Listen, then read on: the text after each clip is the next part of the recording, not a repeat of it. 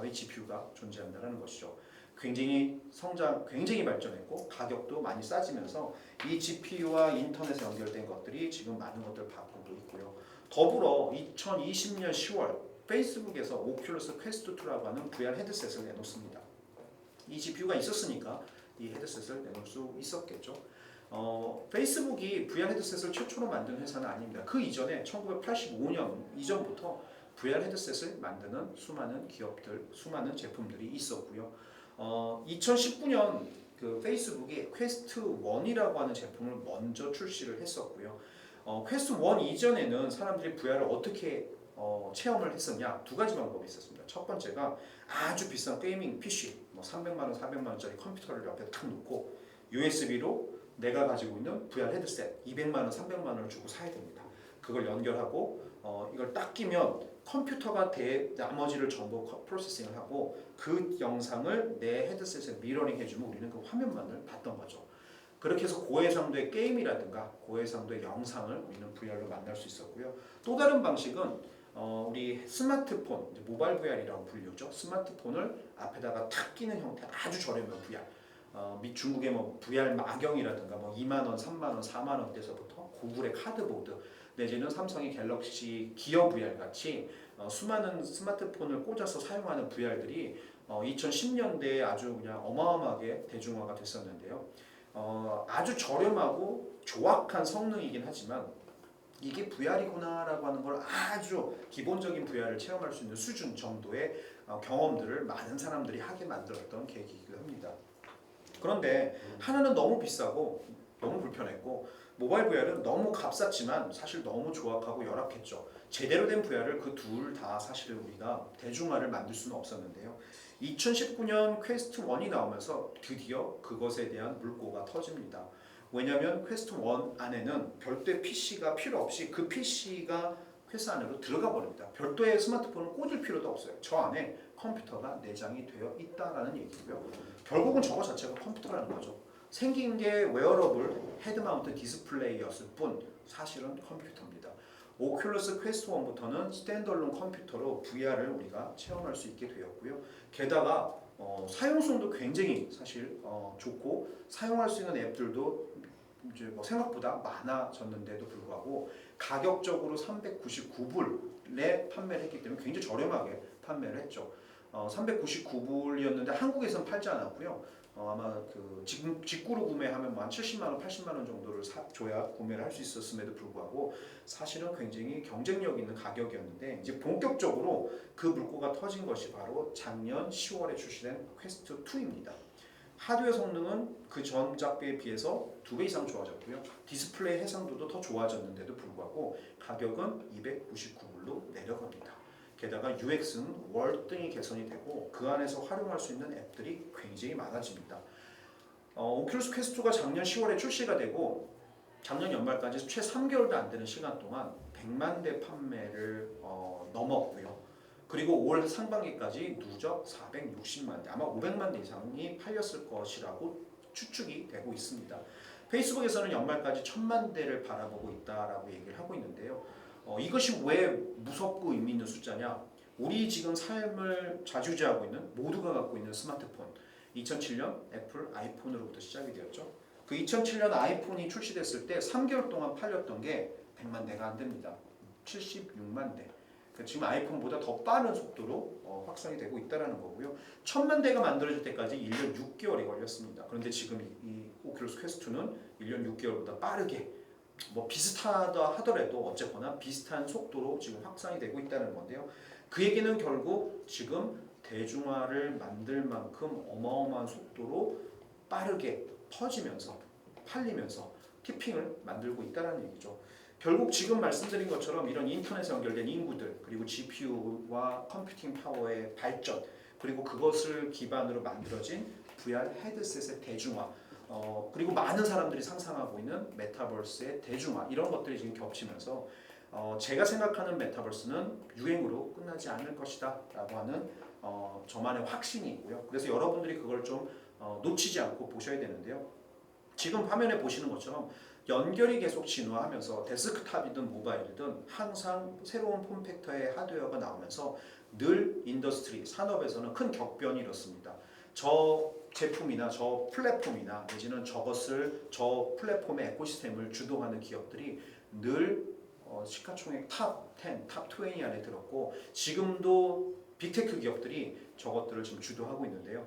지금 스마트폰이나 태블릿 PC 이후에 새로운 컴퓨팅 플랫폼으로서 AR이나 VR이 지금 부상하고 있다라고 말해도 사실 과언이 아닐 정도죠. 다만 지금 AR과 VR 사이에는 기술적 격차와 대중화가 되기 위해서는 좀 시간적인 차이가 존재할 수밖에 없는데요.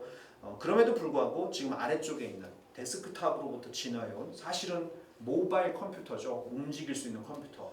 그래서 지금 VR이라고 하는 거는 이제 티핑을 향해서 계속 발전하고 있다라는 점을 여러분들이 고민을 하시는 포인트에 꼭 집어넣으셨으면 좋겠고요.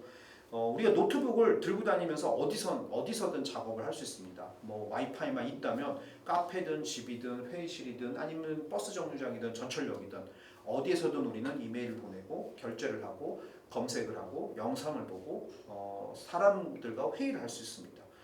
저 2D 화면을 통해서 세상을 만나고 또 2D 화면 안에 무한한 세상 속에서 정보를 얻고 무궁무진한 생산성을 만들어낼 수 있는 시대를 지금 살고 있죠. VR이라고 하는 것은 사실은 거기서 한 단계 더 나아가는 컴퓨팅 플랫폼입니다. 저걸 뒤집어 쓰는 순간 내 눈에 보이는 모든 것이 사실 디스플레이가 되는 거죠. 내 몸을 둘러싼 360도 내 공간 자체가 전부 컴퓨팅 환경 안에 디스플레이가 되고요. 그동안 2D로 만났던 세상을 이제는 입체로 공간 안에서 만나게 된다라고 해도 과언이 아닙니다. 과거에 2D로 만났던 일들보다 뭐 여전히 지금 현재 불편한 일들도 있어서 개선의 여지는 있겠지만 점차 더 몰입감 있고 더 리얼하면서 더 의미 있는 일들을 할 수 있는 가능성도 사실 열렸다라고 보면 좋을 것 같고요. 이런 일들 때문에 지금의 메타버스는 단순히 제페토, 로블록스만 갖고 고민할 것이 아니라 저런 가상현실이라고 하는 기술이 과연 얼마만큼 이것들을 더 올려놓을 것인가, 얼마만큼 더 변화를 만들 것인가에 대한 고민을 함께 하셔야 된다라는 사실을 지금 상황을 지금 만들고 있고요.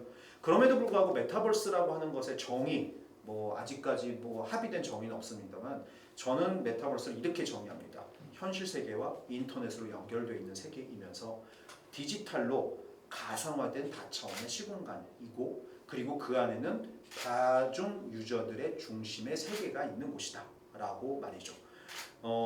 이것이 뭐 메타버스를 전체를 아우를 수 있는 정의는 아닐 수 있습니다만 사실 가장 중요한 세 가지 요소가 다 들어있죠. 인터넷과 연결돼 있어야 된다는 것. 두 번째는 디지털로 가상화된 시공간이 있어야 된다는 것. 그리고 결국 유저가 중요하다는 것. 그 얘기를 좀 드리고 싶고요. 지금 메타버스가 원래 처음에 시작됐던 시기는 지금으로부터 30년 전 여러분들이 이미 많이 여러 곳에서 들으셨던 것처럼 그 소설책 스노우 크래시라고 하는 곳에 처음 등장을 합니다. 그때 닐 스테픈슨이 이 소설을 쓸 때만 해도 메타버스라는 단어는 고유 명사였습니다. 아바타로 들어가는 가상의 세계. 그 가상 세계 안에 들어가서 거대한 적과 함께 막 싸우고 그런 이제 모험을 그린 SF 소설인데요. 그때 메타버스는 단순히 디지털로 만들어진 가상 현실 안에 있는 진짜 같은 세계를 의미를 했는데 30년이 지난 지금은 그 의미가 계속 확장되면서 다양한 의미들을 포용하고 그래서 지금은 굉장히 사실 그 의미가 확장이 되어 버렸습니다. 그리고 메타버스 로드맵에 있는 가상현실, 가상세계, 뭐 증강현실, 라이프로깅 같은 의미들, 정의들을 받아들이면서 굉장히 넓은 의미를 갖게 되었는데요. 그래서 더더욱이나 메타버스가 무엇이냐라는 질문을 받거나 메타버스가 뭐지라는 생각을 하시게 되면 더 헷갈립니다. 뭐를 메타버스라고 얘기해야 되지? 제가 앞에서 인터넷과 연결되어 있고 디지털로 가상화된 다차원의 시공간으로서 유저가 중심이 되는 세계라고 말씀을 드렸죠. 그런 의미에 충실하려면 사실 우리는 메타버스를 이야기할 때 메타버스와 메타버스 관련 기술을 분리해서 생각을 하셔야 됩니다. 가상현실, 증강현실, 라이프로깅, 디지털 트윈 같은 용어들 아마 많이 들어보셨을 텐데요. 많은 곳에서 그걸 메타버스라고 부르기도 합니다만 사실은 그것 자체가 메타버스는 아닙니다. 메타버스를 구현하거나 메타버스에 접속하기 위한 기술이죠. 증강현실을 통해서 우리는 메타버스에 접속할 수도 있고요. 가상현실을 통해서 메타버스를 만들 수도 있습니다. 디지털 트윈으로 메타버스를 구현하고 디지털 트윈으로 메타버스 안에 들어갈 수도 있고요.